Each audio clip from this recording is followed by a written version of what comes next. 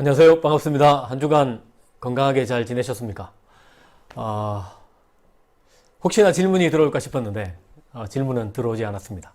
그래서 제가 나름대로 정한 두 번째 주제를 가지고 함께 잠깐 이야기를 나누겠습니다. 오늘은 선악과에 대해서 이야기해 보겠습니다. 선악과 왜 만드셨나요? 라는 제목을 가지고 한번 이야기해 보면 좋겠습니다.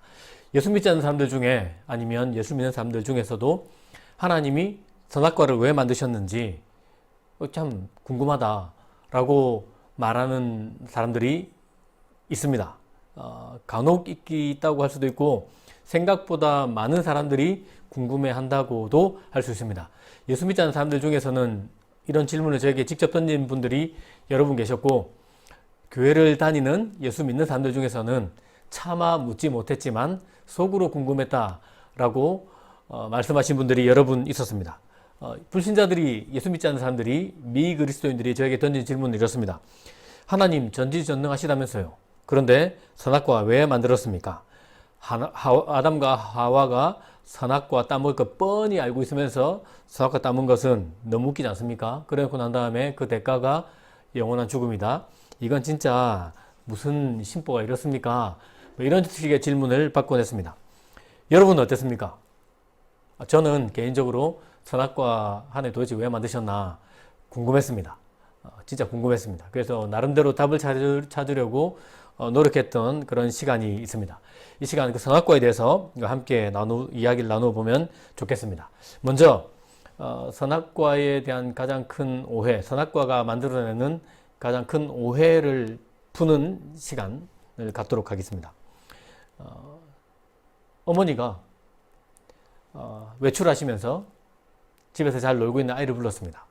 그리고 아이에게 한마디 하죠. 아들아, 저 농유에 있는 저 단지는 절대 열어보면 안 된다 라고 말씀하고 나가셨습니다. 사실 아이는 그 단지에 대해 관심도 없었습니다. 그게 거기에 있는 줄도 몰랐어요. 어머니가 말씀하셨기 때문에 그게 거기 있는 줄 안 겁니다. 어머니가 가시고 난 다음에 잘 놀았지만 이내 관심이 계속 그 농유에 있는 그 단지에 가는 겁니다. 저게 있는 줄 몰랐는데 뭐길래 엄마가 저거 절대 뭐 만지지 말고 열지도 말라 했을까 궁금하다.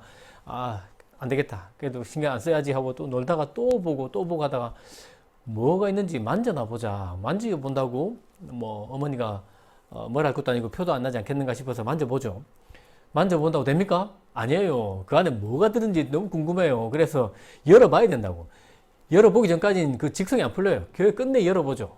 뭐 이런 이야기와 똑같습니다. 하나님 말씀 안 하셨으면 거기에 뭐 선악과 있는 줄도 몰랐을 것이고 아마 따먹지도 않았을 텐데 절대 따먹으면 안 된다고 말을 해놓으니까 사람이 따먹지. 이거 하나님 정말 왜 그런 식으로 하셨나. 우리가 이런 식으로 선악과를 오해하는 경우가 있습니다. 하나님 말씀 안 하셨으면 괜찮을 텐데 괜히 말해가지고 사람 너무 궁금하잖아요. 물어보니까 그렇게 말씀하셨으니까 궁금하고 관심이 더 가고 더 따먹고 싶고, 그렇기 때문에 선악과 따먹은 거에는 하나님의 책임도 있다라고 생각하는 경향이 있습니다. 아니 저렇게 궁금하게 만들어 놓고 말이야. 하나님 그렇게 옹졸하고 인색하게 말이야. 저렇게 알려줘 놓고 하지 말라고. 이 도대체 무슨 심보냐. 뭐 이런 식으로 생각하기 쉽다는 겁니다. 근데 이 가정 자체가 좀 잘못됐습니다. 이런 가정, 하나님 굉장히 옹졸하고 인색하고 뭐 이렇게 못하게 만드는가, 왜 하지 말라고만 하는가. 기독교 교회 다니면 이것도 하지 마라 저것도 하지 마라 뭐 이런 식으로 생각하기 쉽고요. 사실 교회를 다니는 예수님 믿는 많은 청년들도 예수 믿으면 이건 못하고 저거 못하고 뭐 못하는 게 너무 많다 라고 생각하기가 쉽습니다. 하나님 불꽃 같은 눈으로 째려보면서 하지 마라! 하기만 해봐라. 다리 몽댕이를 막 시절이 뿌라뿔 거야. 뭐 이런 식으로 생각하는 경우가 있다라는 겁니다.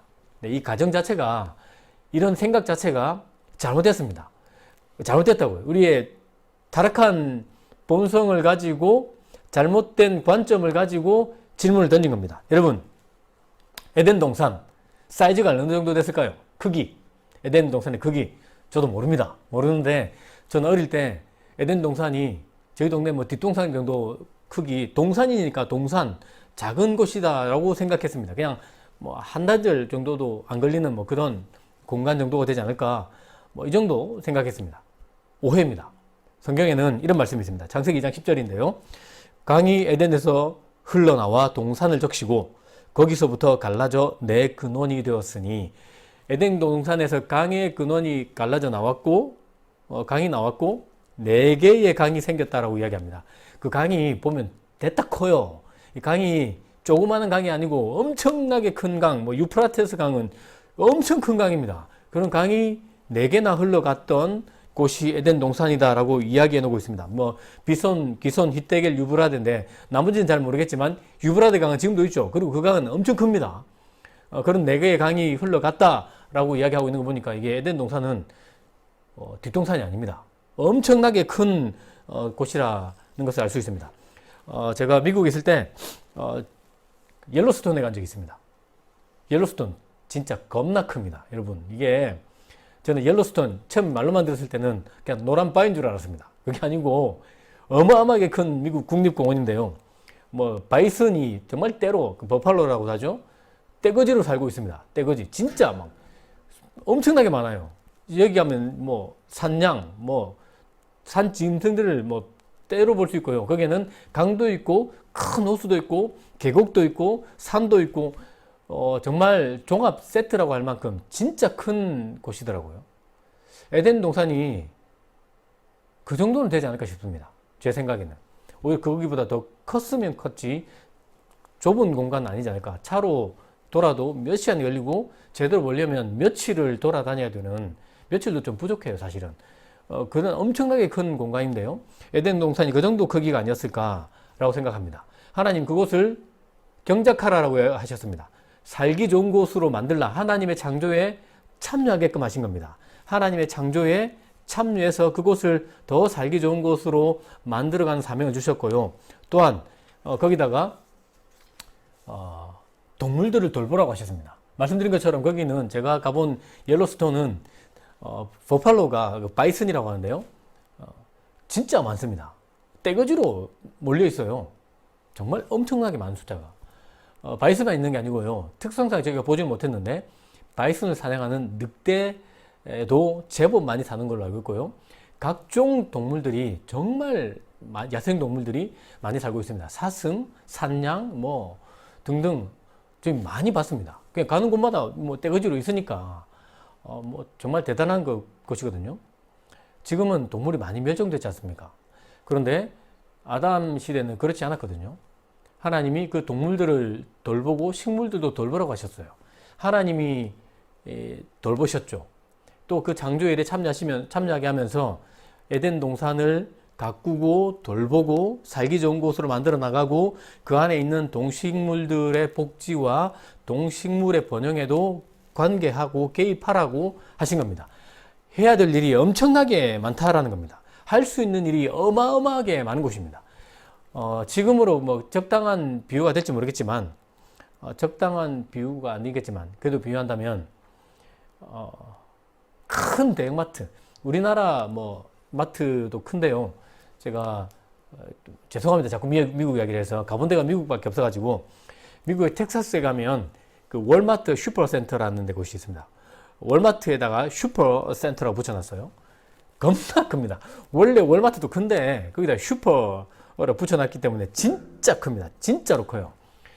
그 안에 가면 뭐 어마어마합니다. 먹을 것도 많고 뭐 등등 많은데 어떤 식으로 이해할 수 있냐면 그 안에 정말 먹을 게 많고 살 것도 많고 뭐 볼 수 있는 것도 많은데 하나님 그 중에서 어떤 거 하나, 요 하나만 먹지 말고 그 안에 있는 거 전부 다 넣어 가져도 돼. 이거 똑같은 겁니다. 에덴 동산에 맛보아야 할 과일과 채소와 먹을 것이 엄청나게 많았고요. 해야 될 일들도 정말 수를 헤아릴 수 없었고 그 안에 정말 스펙타클한 그런 아름다운 꽃과 함께 정말 해야 될 일과 모험할 일들이 어마어마하게 많았던 곳이 에덴 동산이라 할 수 있습니다. 하나님이 아담과 하와에게 엄청나게 많은 가능성과 자유와 해야 될 일과 할 수 있는 일과 기쁨을 추구할 수 있는 일을 어마어마하게 주어 놓고 난 다음에 오직 단 하나 선악과를 먹으면 안 된다 라고 이야기한 겁니다. 그러니까 하나님이 째짜거나 옹졸한 분이 절대로 아니다라는 사실을 알아야 됩니다. 하나님 뭔가를 못하게 하시는 분, 감시하면서 하기만 해봐라, 이런 분으로 보면 절대 안 됩니다. 선악과는 그게 아니라 그 반대입니다. 하나님이 얼마나 많은 가능성을 주시고, 얼만큼 많은 할 일을 주시고, 얼마나 원대한 일을 주시고, 얼마나 큰 기쁨을 주시고, 그 안에 정말 끝없이 탐구할 수 있는 탐구의 자료와 모험거리를 주셨는지 헤아릴 수가 없어요. 엄청나게 많은 가능성과 자유를 주셨다는 것을 보여주는 게 선악과입니다. 또 일이 많았다고 하니까 또 이걸 또 약간 비꼬아서 보는 분이 있습니다. 그 많은 일을 하라는 것은 저주 아니야? 그 엄청난 공간을 돌보고 경작하고 농사 짓는 것은 이게 무슨 축복이냐 저주지 라고 해석하는 분들도 간혹 있습니다. 여러분, 우리가 지금 일을 하면 여러분 또 주일 지나고 나면 월요일날 출근하고 이거 부담을 느끼죠.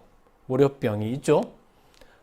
일하러 갈 때 정말 가슴 설레고 내가 하는 일이 너무 행복하고 그래서 그렇게 일터를 가면 얼마나 좋겠습니까? 많은 청년들이 마지못해 도살장에 끌려가는 그 소처럼 그렇게 일하러 간 경우가 상당히 있고요. 이건 안타까운 현실이 아닐 수 없습니다.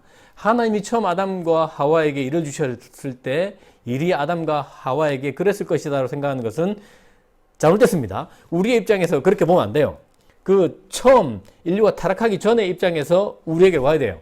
그 일은 어마어마한 기쁨의 통로였어요. 여러분, 진짜 여러분 가장 행복했을 때 중에 하나가 정말 많은 열정과 에너지를 쏟고 시간을 쏟고 그렇게 오랜 기간 뭔가 프로젝트를 정말 완성했는데 그게 너무 멋지게 끝났어요.